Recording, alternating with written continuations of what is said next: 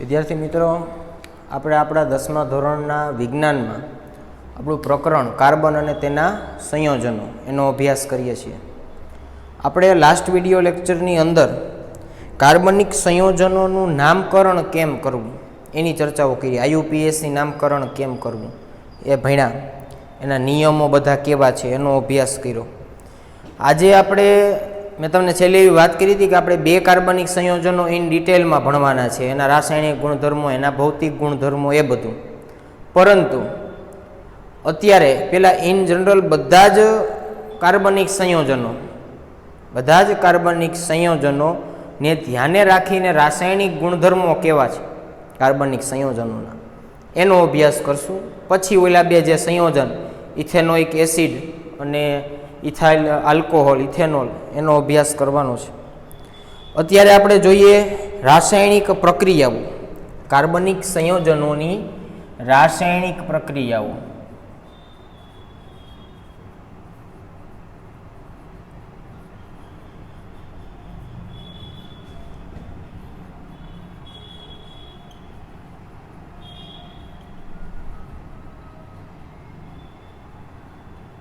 અલગ અલગ પ્રકારની રાસાયણિક પ્રક્રિયાઓ આપે કાર્બનિક સંયોજનો. એમાંની પહેલી એક રાસાયણિક પ્રક્રિયા છે અને એ છે દહન.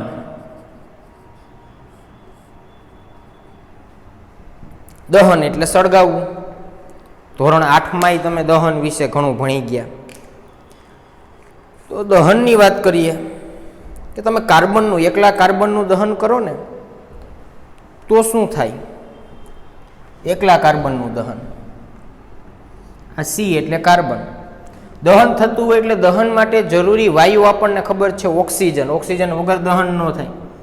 તો ઓક્સિજન, અને એ ખબર છે આપણને દ્વિપરમાણુવીય અણુ છે, વાતાવરણમાં O2 સ્વરૂપે હોય. ગરમી આપીએ છીએ એટલે ગરમીની ઉષ્માની નિશાની ડેલ્ટા બતાવવી પડે. Carbon plus oxygen, carbon dioxide વાયુ મળે તમને. અવસ્થાઓ લખવી બને ત્યાં સુધી. કાર્બન ઓક્સિજન જોડાય તો શું બને? Carbon dioxide. અને સાથે સાથે તમને ઉર્જા પણ મળે. કાર્બનના દહનથી ઉર્જા પણ મળે. આ કાર્બનની વાત કરી. પરંતુ કાર્બનિક સંયોજનોનું દહન કરવામાં આવે. કાર્બનિક સંયોજનો તો વાત કરીએ મિથેનની. મિથેન છે એ કાર્બનિક સંયોજન છે, આપણને ખબર છે, કાર્બનનું સંયોજન છે. મિથેન વાયુ, એનું દહન કરીએ ઓક્સિજનની હાજરીમાં તો શું બને? તો કે કાર્બન ડાયોક્સાઇડ તો બને જ, પ્લસ પાણી મળે, પ્લસ ઉર્જા મળે. કાર્બન ડાયોક્સાઇડ, પાણી, ઉર્જા, આટલી વસ્તુઓ મળે. હવે અહીંયા જુઓ, કાર્બન 1 છે તો અહીંયા કાર્બન 1 છે, પણ હાઇડ્રોજન કેટલા છે? તો કે 4 છે. અહીંયા કેટલા હાઇડ્રોજન છે? તો કે 2 જ. એટલે આપણે અહીંયા આગળ બગડો મૂકી દઈએ. 2 દુ 4, 4 હાઇડ્રોજન થયા. પણ હવે ઓક્સિજનની ગણતરી કરો. આ 2 છે એ હાઇડ્રોજનની લાગવું પડે તો ઓક્સિજનની લાગવું પડે. આવું આપણે પેલા પ્રકરણમાં ભણી ગયા. 2 ઓક્સિજન છે અને અહીંયા 2 છે. 4 કુલ ઓક્સિજનના પરમાણુ છે. તો અહીંયા આપણે આગળ 2 મૂકી દઈએ એટલે 2 દુ 4, 4 ઓક્સિજન ને સામેની સાઈડમાં 4 ઓક્સિજન. કાર્બન 1 જ છે તો સામે કાર્બન 1 જ છે. હાઇડ્રોજનનું પણ આપણે સંતુલન કરી લીધું. તો આ સંતુલન પણ ખાસ યાદ રાખવું, વારંવાર જોતું રહેવું સમીકરણમાં. તમને મેં શીખવાડ્યું હતું પહેલા પ્રકરણમાં, સમીકરણને સંતુલિત કઈ રીતે કરવું એની ચર્ચાઓ આપણે કરી ગયા છીએ. હજુ એકાદ ઉદાહરણ લઈએ. ઇથેનોલનું, એકાદ આલ્કોહોલનું આપણે દહન કરીએ.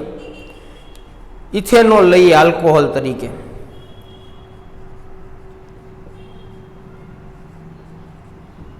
ઇથેનોલ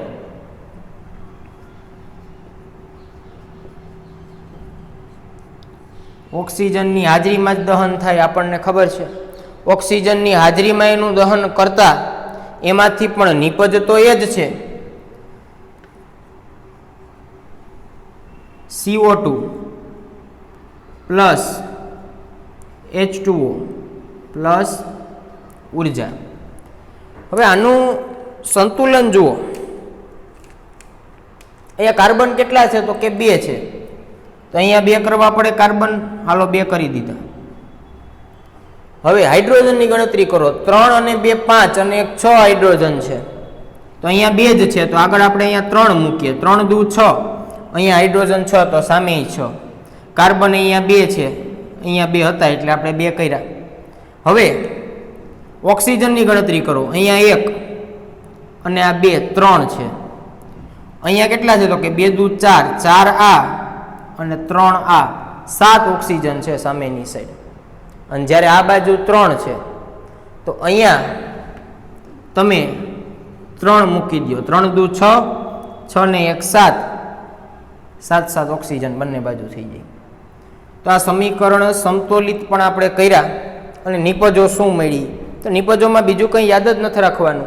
કાર્બન ડાયોક્સાઇડ એકલા કાર્બનને સળગાવો તો, કારણ કે અહીંયા હાઇડ્રોજન જ નથી એટલે પાણી ન બને. અહીંયા હાઇડ્રોજનવાળા હતા હાઇડ્રોકાર્બન, એટલે અહીંયા પાણી, ઉર્જા અને કાર્બન ડાયોક્સાઇડ. તો આ થયું દહન, કાર્બનિક સંયોજનોનું દહન, એની વાત કરીએ આપણે. ત્યારબાદ બીજી એક રાસાયણિક પ્રક્રિયા એની જોઈએ.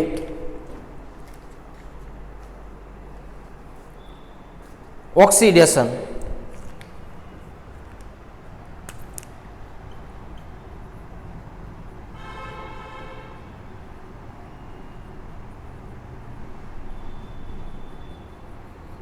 ઓક્સિડેશન કરવાનું છે કાર્બનિક સંયોજનોનું.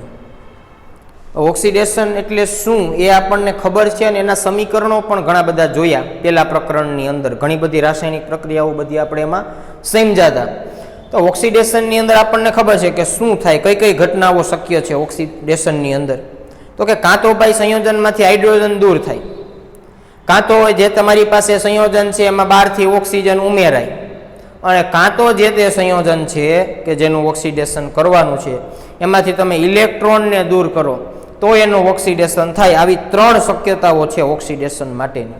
હજી એક ઓક્સિડેશન આંકવાળી પણ છે, પણ અત્યારે જોઈએ કે ઓક્સિડેશન આપણે પહેલાં તો કોનું કરવું છે. તો કોઈ પણ કાર્બનિક સંયોજન લઈ લો. માની લો કે આપણે કોઈક એક આલ્કોહોલ લઈએ, આલ્કોહોલ એક લઈએ, હાલો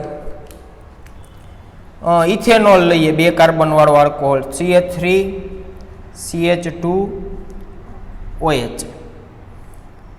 આનું આપણે ઓક્સિડેશન કરવું છે. ઓક્સિડેશન કરવા માટે ચોક્કસ પદાર્થોની જરૂર પડે, જે આપણે જાણીએ છીએ. એને શું કહેવાય? ઓક્સિડેશન કરતા.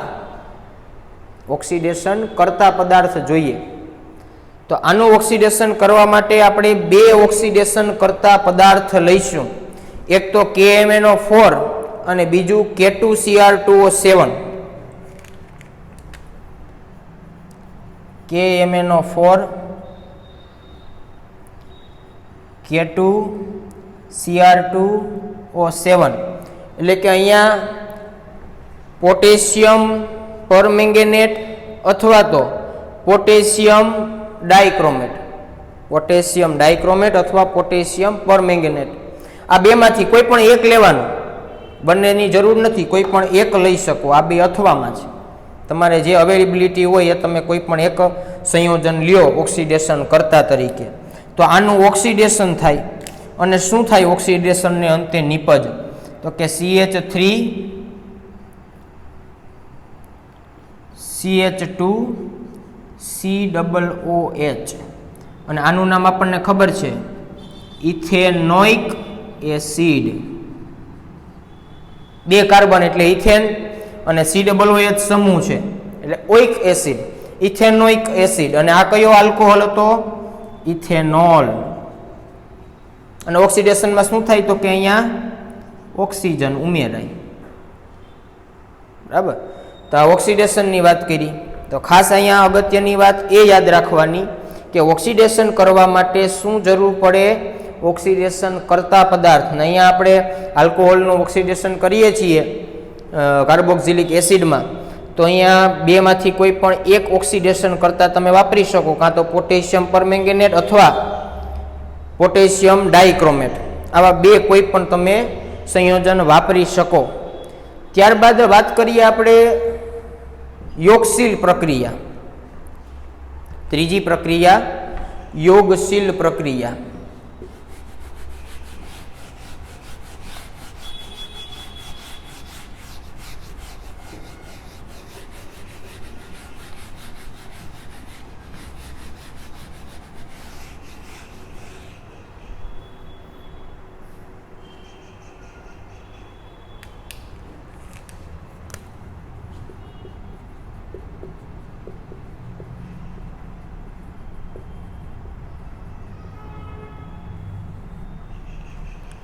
યોગશીલ એટલે શું? તો કે એડિશન રિએક્શન.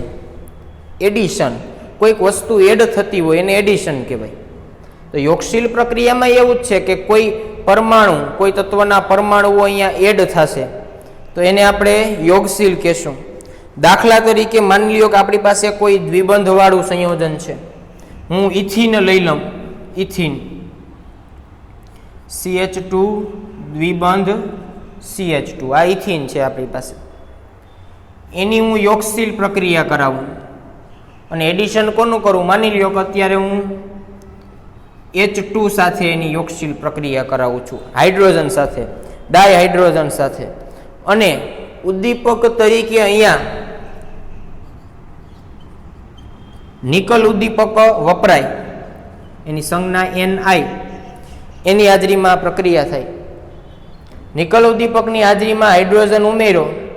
આ હાઇડ્રોજન શું થાય? તો કે બે હાઇડ્રોજન હોય, એક હાઇડ્રોજનનો અણુ હોય, એમાં એક હાઇડ્રોજન અહીંયા એડ થાય અને એક હાઇડ્રોજન આ કાર્બન ઉપર એડ થાય. હવે આવું થાય તો જુઓ અહીંયા શું થાય? તો કે આવું થઈ જાય, CH3 2 હતા પણ બે બાજુ એક એક ઉમેરાણો અને અહીંયા CH3. હવે કાર્બનની સંયોજકતા ગણો તો કે આ કાર્બન છે, એના 3 બંધ તો ઓલરેડી હાઇડ્રોજન સાથે થઈ ગયા. હવે વૈધી એક જ સંયોજકતા, તો અહીંયા દ્વિબંધ છે તો 5 થઈ સંયોજકતા કાર્બનની. પણ એવું શક્ય નથી, એટલે એક બંધ શું થાય? તૂટી જાય. તો નિપજ આવી બને CH3 બંધ CH3 અને આનું નામ આપણને ખબર છે ઇથેન. આ શરૂઆતમાં કેવો હતો યોગશીલ પ્રક્રિયા થઈ પહેલા? તો કે એ પહેલા એ અસંતૃપ્ત હતો અને પ્રક્રિયા થઈ ગયા પછી શું થઈ ગયું? તો કે સંતૃપ્ત. તો યોગશીલ પ્રક્રિયા હંમેશને માટે દ્વિબંધ અથવા તો ત્રિબંધ વાળા સંયોજનોમાં જ થઈ શકે. એને અસંતૃપ્તમાંથી સંતૃપ્ત બનાવે. અમુક અમુક અસંતૃપ્ત ફેટી એસિડને સંતૃપ્ત બનાવવા માટે પણ આ યોગશીલ પ્રક્રિયા ખૂબ અગત્યની છે, આનો ઉપયોગ થાય એની અંદર. તો ઉદ્દીપક યાદ રાખવાનો, એડિશન થાય, દ્વિબંધ કે ત્રિબંધ તૂટે અને બંધની સંખ્યા ઘટીને તમને નિપજ મળે, આવી પ્રક્રિયા થાય. આને કહેવાય યોગશીલ પ્રક્રિયા. ત્યારબાદ બીજી એક પ્રક્રિયા જોઈએ,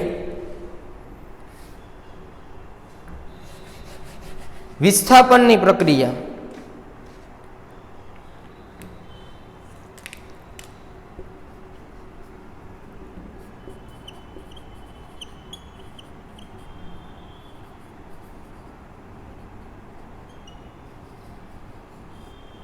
વિસ્થાપન એટલે કે તમારી પાસે કોઈ કાર્બનિક સંયોજન છે, એમાંથી કોઈક અણુને દૂર કરીને ત્યાં એડ થાય, કોઈ પણ પરમાણુને દૂર કરી અને બીજો પરમાણુ ત્યાં એડ થાય તો એને વિસ્થાપન કહેવાય.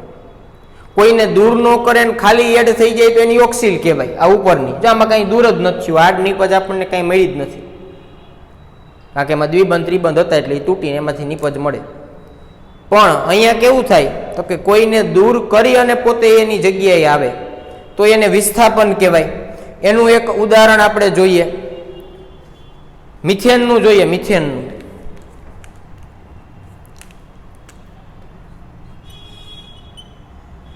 CH4 મિથેન, એની પ્રક્રિયા હું HCl સાથે કરાવું, હાઇડ્રોક્લોરિક એસિડ સાથે. તો આવું કંઈક મળે, CH3Cl પ્લસ H2. આના કરતાં હું હજી એક અલગ રીતે બંધારણીય સૂત્રો આપણે એના દોરીને સમજીએ. જુઓ, કાર્બન, હાઇડ્રોજન, હાઇડ્રોજન, હાઇડ્રોજન અને હાઇડ્રોજન, આ મિથેન થઈ ગયું, પ્લસ HCl. હવે આ ક્લોરીને શું કર્યું? તો કે અહીંથી ગમે તે એક હાઇડ્રોજનને શું કર્યો? તો કે દૂર કર્યો અને આ ક્લોરીન એની જગ્યાએ આવી ગયો, એટલે CH3 અને એક ક્લોરીન. આ હાઇડ્રોજન જે દૂર થયો એ કોની સાથે જોડાઈ ગયો? તો કે આ HCl વાળા હાઇડ્રોજન સાથે. અને શું બની ગયું? તો કે હાઇડ્રોજન, ડાયહાઇડ્રોજન વાયુ મળી ગયો આપણને. તો આવી પ્રક્રિયાઓને શું કહેવાય? વિસ્થાપન પ્રક્રિયા. હજી એક બીજી પ્રક્રિયા છે, એને સમજીએ આપણે.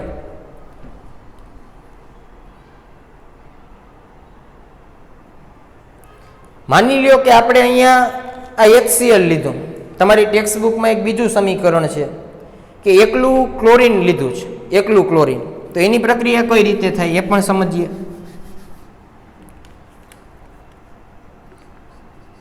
આ CH4 વત્તા Cl2,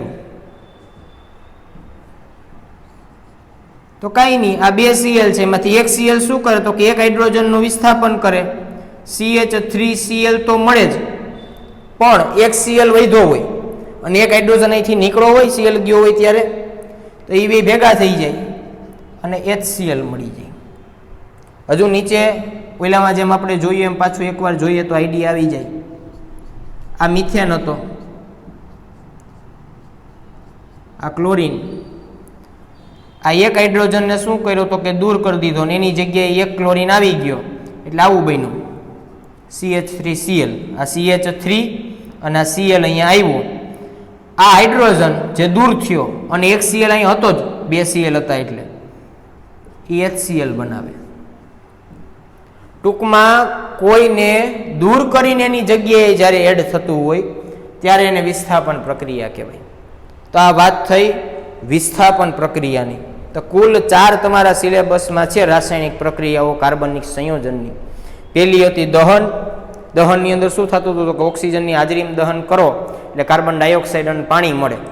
એકલા કાર્બનનું કરો તો કાર્બન ડાયોક્સાઇડ મળે, સાથે સાથે ઉષ્મા સ્વરૂપે ઉર્જા મુક્ત થતી હતી. બીજી હતી પ્રક્રિયા ઓક્સિડેશન. ઓક્સિડેશન કરતા હતા, ઓક્સિડેશન કરતા પદાર્થ લીધો. જ્યારે આલ્કોહોલનું કરતા હોય કાર્બોક્સિલિક એસિડની અંદર તો K2Cr2O7 અને KMnO4 આ બે ઉદ્દીપક આપણે વાપરીએ અને ઓક્સિડેશન કરતા હતા, ઓક્સિજન એડ થઈ જતો હતો. એના પછી એક રાસાયણિક પ્રક્રિયા જોઈ યોગશીલ પ્રક્રિયા, જેમાં કંઈ દૂર ન થતું હોય, દ્વિબંધ કે ત્રિબંધ તૂટી જાય ને એમાં એડિંગ થઈ જાય, કંઈ આડ નિપજ ન મળે. પણ અહીંયા તમને આડ નિપજ મળે, કારણ કે વિસ્થાપન થાય છે, એકને દૂર કરીને એની જગ્યાએ બીજો પરમાણુ આવે છે, તો વિસ્થાપનની પ્રક્રિયા છે એટલે આડ નિપજ મળે. તો આટલી કુલ રાસાયણિક પ્રક્રિયાઓ તમારે યાદ રાખવાની છે, સમજવાની છે. સમીકરણો ખાસ સંતુલિત કરવાનું ધ્યાન રાખવાનું. મેં અહીંયા લગભગ બધાયના નહીં કર્યા હોય સંતુલિત, પણ સંતુલન કરી લેવાનું. તમને આવડે છે, બંને બાજુ પરમાણુઓની સંખ્યા ગણી, એકાદ વાર ભૂલ પણ થાય કે આડાવડું થાય, 2-3 તત્વને આપણે સરખા કરવા જઈએ તો ચોથું તત્વ છે એ ન થાય સરખું, તો પાછું ચેકિંગ પાછું કરવાનું. 2-3 વાર ટ્રાય કરો એટલે અઘરું સમીકરણ પણ સંતુલિત થઈ જાય. તો સમીકરણને સંતુલિત કરવાના યાદ રાખો. નીચે એની અવસ્થાઓ પણ ખાસ દર્શાવો, જેટલી આપણે જાણતા હોય એટલી. તો આ રીતે આખા રાસાયણિક ગુણધર્મો આપણે યાદ રાખવાના છે. નેક્સ્ટ વિડીયો લેક્ચરમાં હવે આપણો જે આ ટોપિક આગલા લેક્ચરમાં વાત કરી હતી કે ભાઈ 2 સંયોજનો આપણે ઇન ડિટેલમાં ભણવાના છે, એક ઇથેનોઇક એસિડ અને ઇથેનોલ, એટલે કે આલ્કોહોલ અને એસિટિક એસિડ, એનો અભ્યાસ કરશું. ત્યાં સુધી આ ગુણધર્મોમાં સમીકરણની ખાસ પ્રેક્ટિસ કરો અને એને સમજો.